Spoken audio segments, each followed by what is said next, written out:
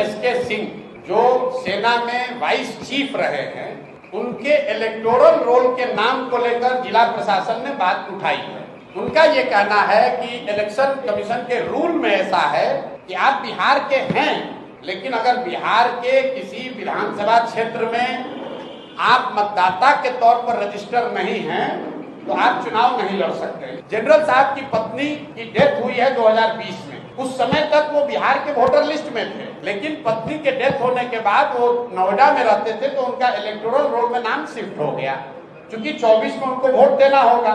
इस सब के बावजूद यहाँ इलेक्टोरल रोल में ट्रांसफर के लिए नोएडा से डीएम ने उनके इलेक्टोरल रोल को सर्टिफाई करके भेज दिया है।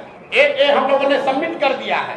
डीएम कह रहे हैं कि हमारे हाथ में नहीं है, ये इलेक्शन कमीशन के हाथ में है, क्योंकि आचार संहिता लागू है। अब बताइए, डीएम अपना हाथ पल्ला झाड़ लिए। जो आदमी vice chief of army staff है, क्या उसके नागरिकता पर शक हो सकता है? करड़ के वो बच्चे हैं, वहीं से पढ़े हैं, वहीं सूरतपुरा स्कूल से हाई स्कूल किया है, क्या इस पर शक है? क्या उनकी जमीन उस गांव में नहीं है? क्या उन्होंने वहां इलेक्ट्रिसिटी बिल पिछले 1 साल से नहीं भरा है? क्या उनका राशन कार्ड नहीं है? सब कुछ है। अब हम लोग पटना जाकर पिटीशन दिए हुए हैं। बिहार में सबसे बड़े कानून के जानने वालों में एक वाईवी गिरी जन सुराज के संस्थापक सदस्य हैं। वाईवी गिरी जी उसको एग्जामिन कर रहे हैं। हम लोग नहीं होगा, हम लोग कोर्ट में लड़ेंगे और कोई लड़े चुनाव के बाद इसको हम लोग नेशनली चैलेंज करने वाले। क्या रूल है? सियाचिन में जो कमांडर होता है सेना का, वो सबसे प्रतिष्ठित पद है।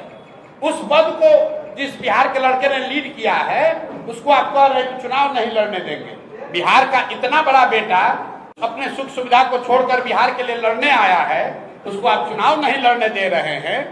बालू माफिया के खिलाफ, बाहुबलियों के खिलाफ, तो कौन रोक रहा है? आपको छोड़ रहे हैं, आपके द्वारा जनता पर छोड़ रहे हैं तय करने।